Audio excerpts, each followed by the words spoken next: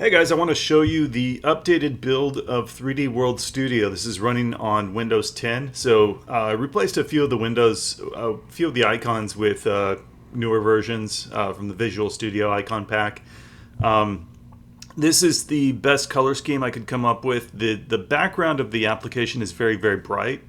So the original build uses black backgrounds, which is way too much contrast. With this color scheme, I think it's a little bit easier on your eyes.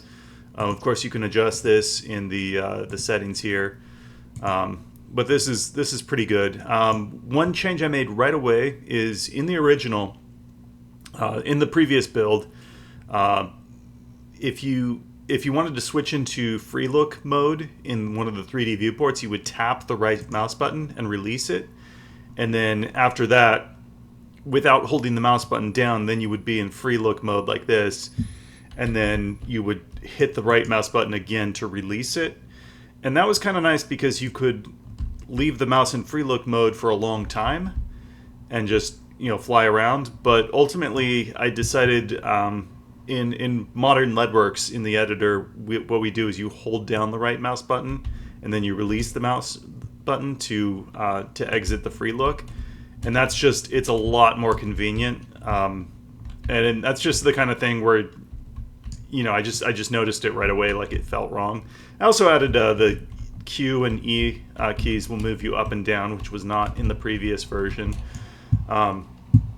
Now, how is this different from LEDWorks? There's some similarities for sure. I mean, this was LEDWorks before LEDWorks existed. Before I had a game engine, I just had this editor.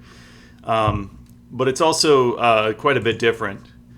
This is how you select a texture. We don't even have materials. We don't have material files here. We just have texture files. So this was really before, and then to apply it, you press the button here. Oh, I have to have it selected. Okay. So yeah, this is quite a lot different. On one hand, it's lacking a lot of features. On the other hand, it's kind of nice that it's such a streamlined environment. So this is actually like really good for developing like retro kind of game content. If you don't need really advanced materials and PBR and all that, you just have a texture and you want to apply it to a surface, then 3D World Studio is great for that, and it's great as a level editor for SCP Containment Breach. And I've got all the original levels here. Let's just take a look at a few. Room 2, offices. I don't even know what this is. Okay, cool. So something I noticed right away is the texture mapping seems off here. Here it looks like it looks like it's exactly half the resolution it should be. I'm not sure what's going on. I'm not sure if I changed some source code that changed the mapping resolution, or if this is an adjustment that they made in the game. But figuring that out is a high priority. Let me take a look at this. If I left and top, yeah, it's still off. So I mean, I can fix it very easily, like that, but I don't want to go through and fix all of these by hand. So these are at 0.71, and I'm gonna say fit, and then 1.5 and 1.5.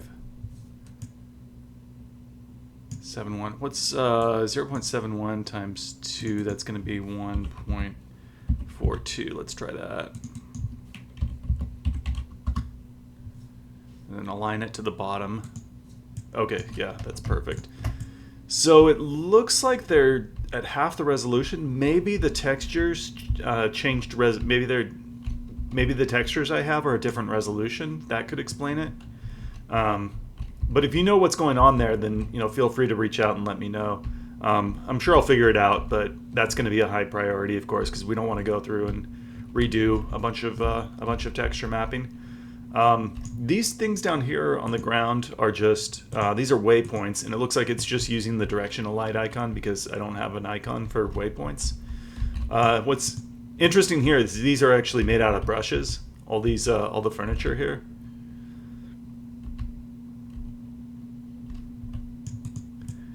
That's interesting.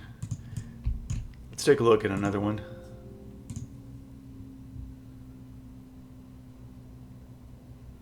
Let's see. Tunnel.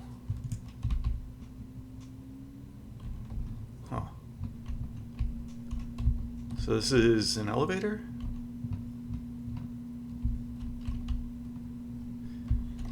And let's take a look at lighting mode.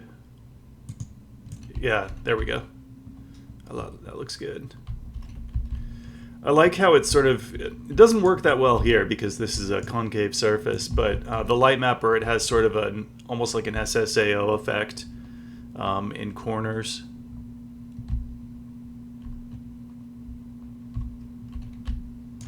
I wonder what part of the game this is. This looks really familiar.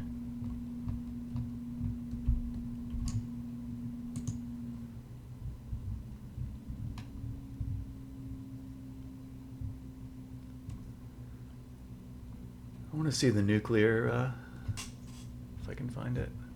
Oh, let's look at storage.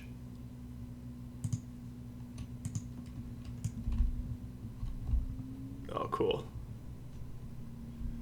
Yeah, so the texture mapping is definitely looks off. Definitely want to fix that, but other than that, everything's working great. So let's see, what export options do we have? B3D and DBO. I have source code for an OBJ exporter. I'm not sure if I ever release that or not. It would certainly be useful. So adding support for OBJ, adding support for RMesh, of course, is high priority. We just want to have the ability to export straight to RMesh format.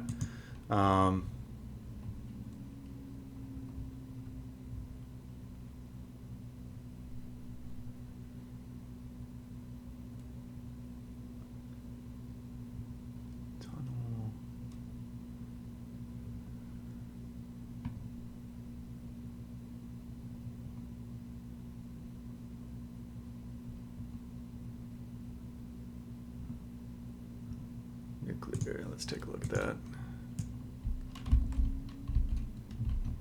Huh. Yeah, this is so cool to see.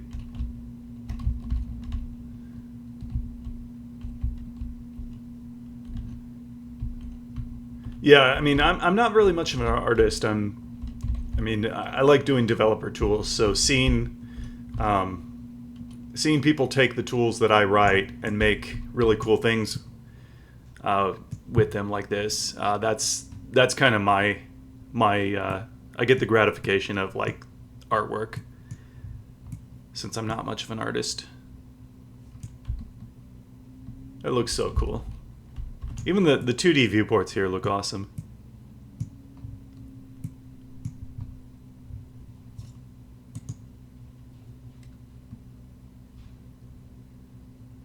And let's take a look at 173.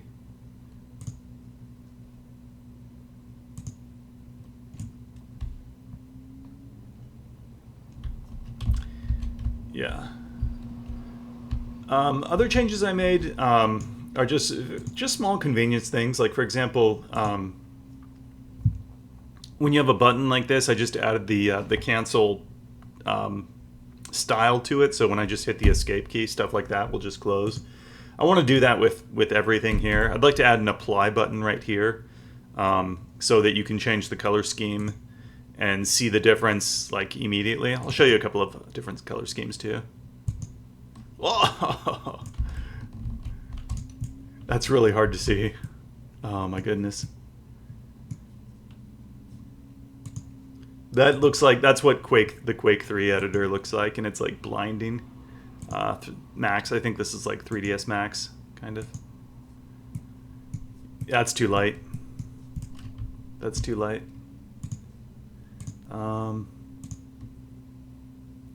Worldcraft.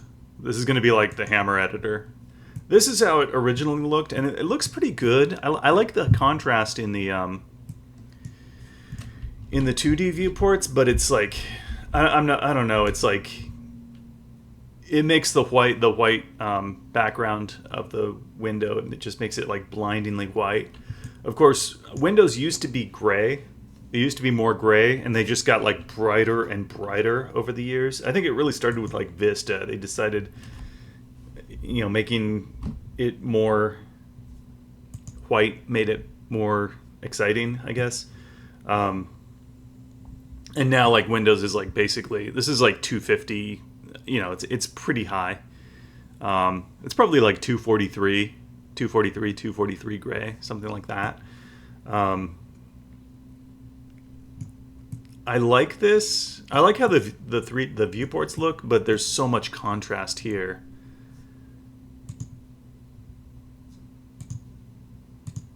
Let's see. Default. So that's what I came up with. It's a little bit easier on the eyes. Not 100% sure though. Let me know in the comments if you have a preference. Feel free to let me know what you think looks best, especially if you're a level designer. Yeah, so this is the opening that you know and love, and this is the tool that was actually used to make it. So bringing 3D World Studio, to be clear, 3D World Studio is a commercial product. It's never been released for free. It's not open source, but I am planning to include a free version of it along with the game as a modding tool, so that you can add new levels to the game, or new rooms.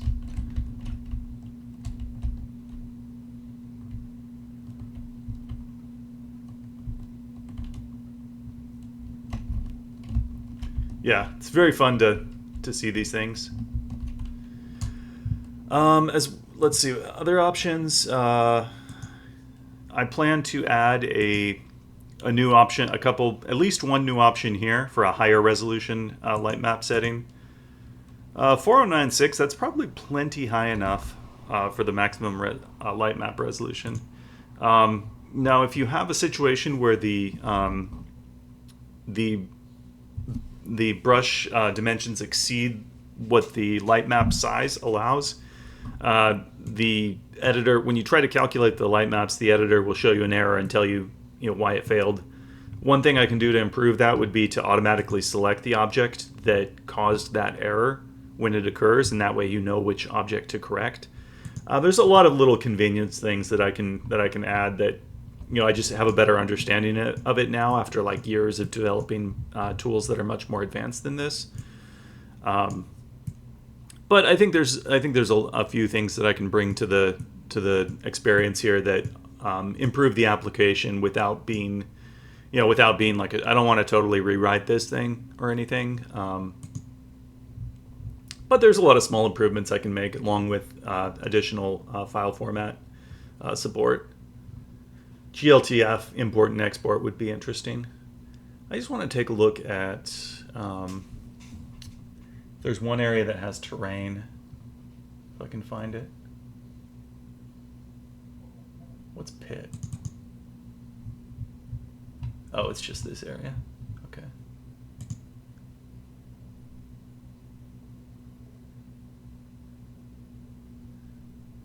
I want to look at the World War I trench area, that 106, his background story. I wonder what statue is. I mean, I know that's 173, probably, but...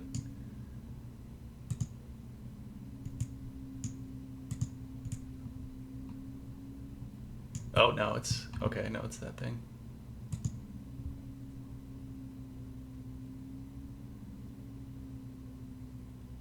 There it is, trenches. Oh, so that's what that looks like. That's a lot smaller than I thought it was.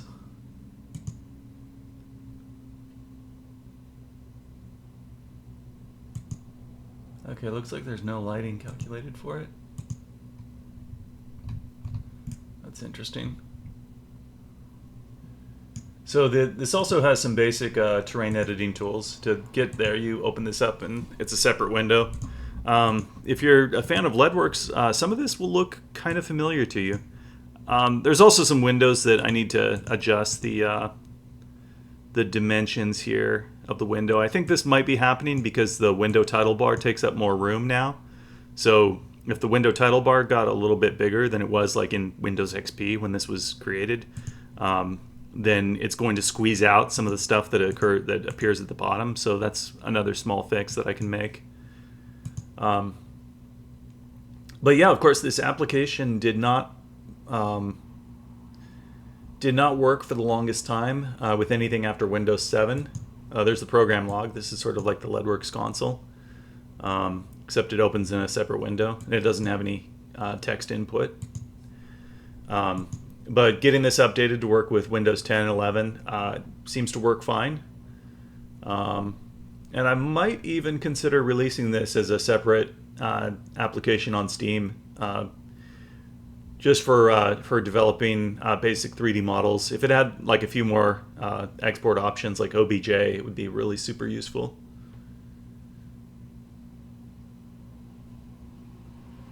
Yeah, but cool little program. I had a lot of fun writing this. This was one of my first things I created. And seeing it used in SCP Containment Breach was very, very cool.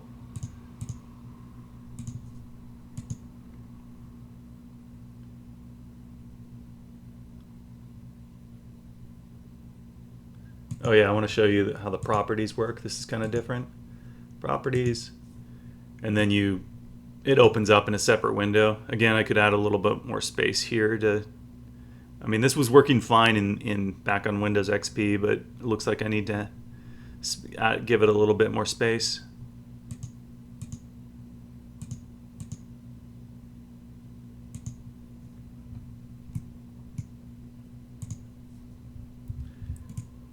Really cool stuff. So this is the editor that will be included with the SCP Containment Breach release on Steam. And I hope you have fun using it.